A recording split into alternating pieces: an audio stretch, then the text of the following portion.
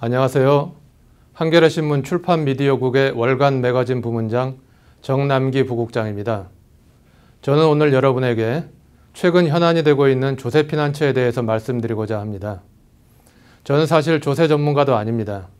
그리고 조세피난처를 집중적으로 취재해온 전문 기자도 아닙니다. 그럼에도 제가 이 자리에 서게 된 것은 최근 외국 언론들이 전하는 조세피난처의 생생한 실상을 소개해드릴까 해서입니다. 최근 독일의 권위지 슈피겔이 보도한 사례입니다. 카리브해의 서인도 제도에는 세인트 키츠 네비스 연방이라는 작은 섬나라가 있습니다. 200년 동안 영국 통치를 받다가 1983년도에 독립을 했습니다. 세인트 키츠 섬과 네비스 섬 두 개의 섬으로 이루어져 있습니다. 이 가운데 네비스란 나라가 대표적인 조세피난처입니다. 이 나라 인구는 인구가 1만 명 정도에 불과합니다. 가구로 치면 3, 4천 가구 정도가 되죠. 우리나라로 비교를 한다면 1개 군의 10분의 1 규모입니다. 국내에서는 아는 사람이 거의 없습니다. 하지만 이 네비스란 나라는 굉장히 오래된 조세피난처 중에 하나입니다. 재미있는 것은 이곳이 조세피난처가 되는 과정입니다. 이 나라가 독립한 지 1년 뒤인 1984년 미국의 한 변호사가 이 나라 정부를 방문하게 됩니다. 그래서 조세피난처 설립을 제안하게 되죠. 그 당시 사탕수수만 재배하던 이 나라에서는 이 제안을 바로 수락하게 됩니다. 하지만 네비스 정부가 뭘 알겠습니까? 미국 변호사가 모든 관련 법률을 만들고 회사 등록 수수료율도 정하고 그리고 네비스 정부의 담당 공무원들을 교육을 시킵니다. 이 미국 변호사 한 명이 모든 시스템을 다 만들어냅니다. 그 대신 이 변호사는 10년 동안 독점적인 투자 중개인의 지위를 얻게 됩니다. 그렇게 해서 네비스는 조세피난처로 변모를 하게 됐습니다. 그럼 지금 어떻게 운영되고 있을까요? 간단히 말씀드리겠습니다.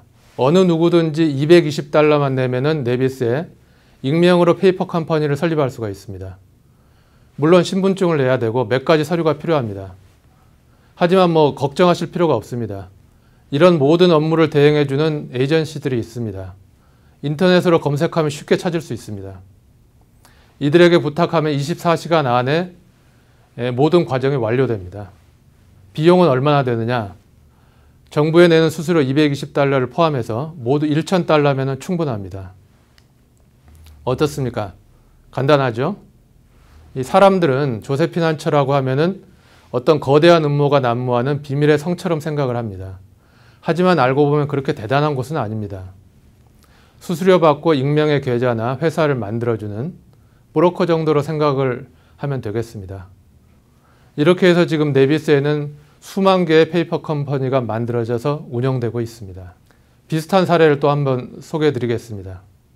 같은 카리브해에 케이먼 군도라는 곳이 있습니다. 네비스에 비하면 상당히 알려진 조세피난처죠. 인구가 5만 6천 명인데 이곳에 등록된 회사는 9만여 개가 됩니다. 물론 대부분 페이퍼 컴퍼니입니다. 이들을 유령회사라고 부르는 데는 이유가 있습니다. 대표적인 사례를 하나 말씀드리겠습니다. 이 케이먼 군도의 수도 조지타운에는 어글랜드 하우스라는 유명한 건물이 있습니다. 5층짜리 아주 평범한 건물입니다. 하지만 이 건물에 주소지를 두고 있는 기업은 무려 18,000개나 됩니다. 모두 외국인들이 설립한 역의 기업들입니다. 한번 규모를 생각해 보십시오. 회사 하나당 차지할 수 있는 공간은 아마 서랍 하나 정도 될 것입니다. 그래서 오바마 대통령은 이 건물을 두고 이렇게 얘기했습니다. 세계에서 가장 큰 건물이거나 아니면은 세계에서 가장 큰 조세 사기가 이루어지는 곳이다. 이렇게 비판을 했습니다. 이런 조세피난처들이 전 세계적으로 70여 개가량 존재합니다. 지난 4월에 국제탐사언론인협회가 영국령 버진 아일랜드와 쿡 제도의 페이퍼 컴퍼니 리스트를 폭로했지 않습니까? 그것은 빙산의 일각일 뿐입니다. 오랫동안 조세피난처를 연구해온 맥킨지의 수석 이코노미스트 제임스 헬리라는 사람이 있습니다. 이 사람은 조세피난처에 응립된 자금의 규모를 최소 21조 달러에서 최대 32조 달러로 추산하고 있습니다. 어마어마한 규모입니다. 그리고 조세피난처에 자금을 은닉한 개인이나 기업, 그 숫자가 840만 명 정도로 추산하고 있습니다. 전 세계 인구의 한 0.1% 정도 되는 그런 숫자입니다. 물론 조세 피난처에 등록된 모든 기업이 조세 회피를 위한 페이퍼 컴퍼니는 아닙니다. 그리고 또 그런 행위가 모두 불법도 아닙니다. 그래서 우리는 모두 이것들을 탈세라고 부르지는 않습니다. 조세 회피라고 얘기를 합니다. 합법적인 것과 불법적인 것이 섞여 있기 때문입니다. 중요한 것은 합법과 불법의 경계가 아주 모호하다는 점이죠. 한 가지 예를 들어 보겠습니다. 최근에 호주의 한 대학이 그린피스 대학이라고 합니다. 전 세계 로펌 7,000여 곳에 이메일을 발송했습니다. 내용은 페이퍼 컴퍼니 설립을 의뢰하는 메일이었고요. 그 내용 중에는 뭔가 불법적인 거래를 할 의향이 있다라는 것을 암시하는 내용을 담고 있었습니다. 그런데도 40%의 로펌에서 긍정적인 답신을 보내왔습니다. 우리가 그 일을 맡아서 해주겠다. 이런 것들이죠. 이쯤 되면은 조세 피난처의 실상에 대해 어느 정도 이해가 되셨을 것이라고 생각됩니다. 구체적인 내용에 대해서는 다음에 말씀드릴 기회가 있을 것입니다. 다만 이것은 분명합니다. 어떤 시기로든 조세 피난처를 손볼 시기가 됐다는 것입니다.